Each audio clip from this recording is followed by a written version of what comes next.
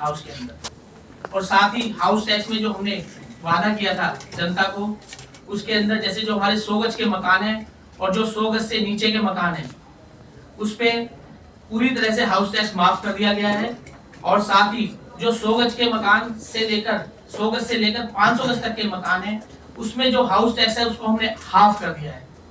और जो हमारे 1300 हाउसिंग सोसाइटियां हैं उसमें भी अगर वो हाउस टैक्स भर देते हैं समय अनुसार तो उनको भी 25% की रियायत देने का जो हमने वादा किया उसको भी हमने इस सदन में पास कर दिया है उस वादे को भी। और साथ ही बीजेपी ने इसमें बहुत विरोध किया हमारे पास करने में, और हंगामे के चलते हुए हमने जो 2 प्रस्ताव थे हमारे ऑन द टेबल आए थे उन दोनों प्रस्तावों को हमने सब पार्षदों सहित सबको पास कर दिया है। और साथ ही अगली तारीख तक हमने सदन को स्थगित भी कर दिया है। कर्मचारियों की हितों की रक्षा हेतु जो हमने उनसे वादे किए थे कि हम आपको पक्का करेंगे और जनता से जो वादे किए थे कि आपको हाउस टैक्स में हम आपको रियायत देंगे, तो हमने दोनों वादे उनके पूरे कर दिए। इस हाउस में हमने उस दोनों प्रस्ताव पास कर दिए। धन्यवाद। मेयर साहब क्वेश्चन नहीं है, विपक्ष का कहना ये है तो ऐसे में कैसे प्रस्ताव पास हो गया? नहीं, नंबर हमारे पूरे थे, हमारे सारे पार्षदगण वहां मौजूद थे, सारे नंबर हमारे पूरे। कितने पार्षद थे सर, कितने पार्षद थे? एग्जैक्टली सर क्या आंकड़ा है आपका पार्टी का सदन में, और अमूमन कितने लोग बैठे हुए थे? देखिए जी, हमारे 70 से ऊपर विधायक पार्षद हमारे बैठे हुए थे, तो इतना ही हमारा आंकड़ा चाहिए होता है, वो हमारा पूरा था। अच्छा मेयर साहब, मेरा सवाल है, अभी आपने बोला ना हाउस टैक्स आपने माफ कर दिया, डीएमसी एक्ट के तहत 15 फरवरी तक जो है टैक्स में छूट या दी जा सकती है, उसके बाद ऐसा कोई प्रावधान नहीं है। 12 फरवरी को हाउस की मीटिंग हुई थी, उसमें सभी टैक्स पास कर दिए गए, अब कैसे ये रिलैक्स मिलेगा ये बताओ। इसके बारे में बात करेंगे, बाकी जो हमने प्रस्ताव है हमने पास। 2 प्रस्ताव जो आपने पास किए उसके नाम बताइए, कौन कौन से प्रस्ताव? ये प्रस्ताव प्राइवेट है कि या कमिश्नर की तरफ से आए थे? गोयल जी आपका। जैसा कि आप सबको मालूम है, सदन को चलाने के लिए 1/5 क्वारम की जरूरत होती है।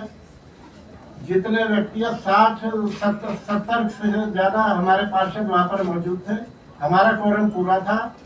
और यह कोई नई बात नहीं थी, परसों भी कल भी प्रेस कॉन्फ्रेंस के माध्यम से ये सारी बातें सारे मार्केट में थी, सबको पता था। क्या भारतीय जनता पार्टी वाले सो रहे थे कि 2:06 पे 7 मिनट पे हमने सदन को चालू किया?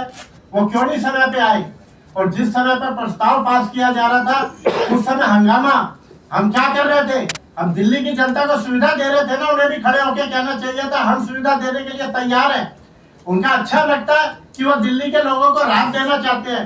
पिछले 2 साल से जब से ये सदन बना है, एक भी बैठक भारतीय जनता पार्टी ने चलने नहीं दी है, कोई भी कार्य करने नहीं दिया। जब कार्य करने की बात करते हैं तो आज जब मैं सदन में के अंदर प्रस्ताव पढ़ रहा था तो मेरे हाथ में से कागज खींचे गए, लेकिन फिर भी हमने उस प्रस्ताव को, सारी चीजों को, दोनों प्रस्तावों को पास किया, हंगामे के बीच में पास किया। इतनी बुरी हालत कर दी, इस तरह की गुंडागर्दी हो गई कि महापौर के सामने से, एक दलित महापौर के सामने से माइक छीन के फेंक दिया। इतना अपमान, इतनी बेइज्जती, दलितों के मसीहा बनते और दलित महापौर के टेबल पर चढ़ गए उन्हें मारने के लिए, इस तरह के हथकंडे अपनाए जाते हैं। और जो चीज है हमने घोषणा करी है कि 2024 और 25 के लिए, 2024 और 25 में जो काम होगा वो टैक्स जमा कराएगा, उसको पिछले बकाये की राहत मिलेगी।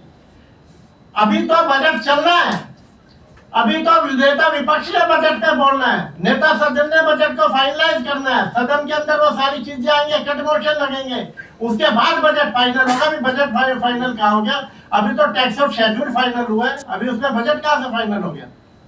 मैं तो यही कह रहा हाँ, तो अभी तो बजट चल रहा है, बजट की प्रक्रिया जारी है। मुकेश जी, जब बजट चल रहा था तो उस समय भी तो ला सकते थे आप, ये 10 मिनट में ही लाने की इतनी जल्दी क्या थी? बजट चल रहा है, अभी तो नेता विपक्ष बोलते हैं। अरे तो क्या परेशानी हो रही है? आज ले आए तो क्या हो गया? आज ले आए तो क्या हो गया? बजट के शेड्यूल के अंदर क्या सकते थे?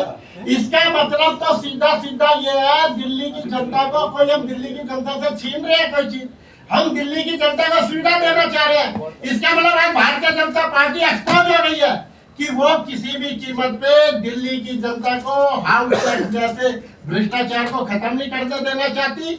हाउस टैक्स के अंदर जो भ्रष्टाचार है वो खत्म नहीं होना चाहिए। जनता के ऊपर हाउस टैक्स के करों का भार लाद रहे, उसको राहत नहीं देनी है।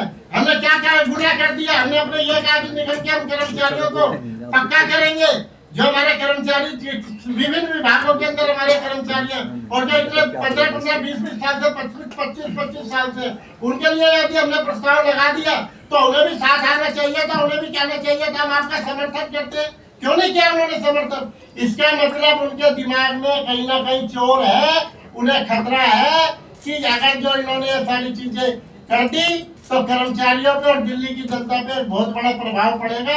इसलिए वो जानबूझ कर उन्होंने हंगामा मचाया और आज भारतीय जनता पार्टी बिल्कुल एक्सपोज हो गई है, बिल्कुल एक्सपोज हो गई है कि ना वो अपने कर्मचारियों की हितैषी है, ना वो दिल्ली की जनता की हितैषी है, ना दिल्ली की जनता को राहत देना चाहती है, ना वो कर्मचारियों को पक्का करना चाहती है।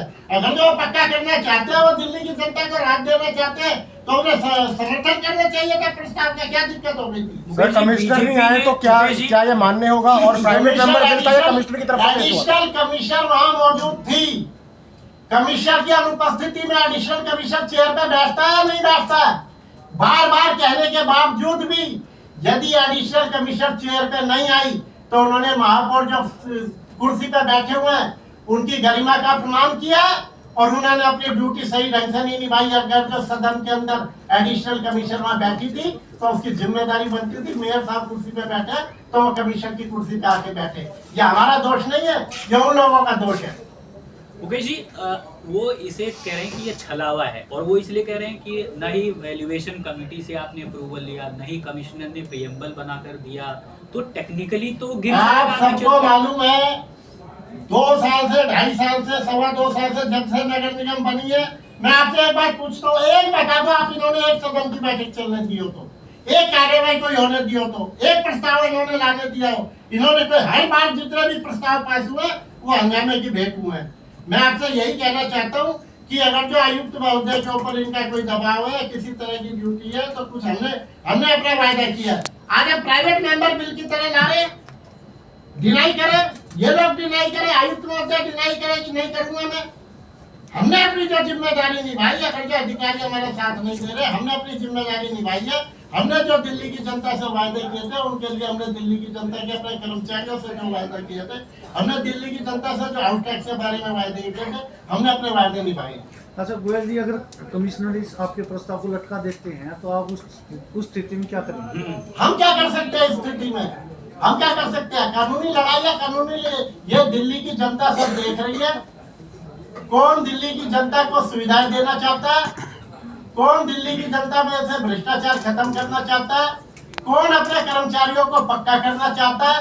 क्या दिल्ली की जनता कोई करे या ना करे? आज इसका खामियाजा जो भुगतेंगे अधिकारी भुगतेंगे, या जिनके दिमाग में यह है कि हम अपने दादागिरी के दम पे देखेंगे तो वो भुगतेंगे। इस तरह का कोई हालात नहीं पैदा होते। आते वो बात रखते, अपनी बात रखते, हम इसका विरोध करते हैं, आते के साथ ही हंगामा। आपने नहीं देखा, माइक देख लिया क्या? इस तरह सदन चलता है।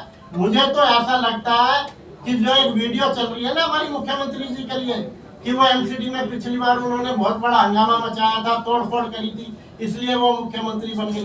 तो भारतीय जनता पार्टी के सारे नेताओं में होड़ लग गई है। कौन सबसे पहले जब मेयर के पास से जाके माइक छीन के तोड़ेगा और उसके हमारे नंबर बनेंगे? क्या पता हम भी कल को कोई उपराज्यपाल बन जाए, कोई मुख्यमंत्री बन जाए, कोई केंद्रीय मंत्री बन जाए। अब भारतीय जनता पार्टी के नेताओं में ये होड़ लग गई है।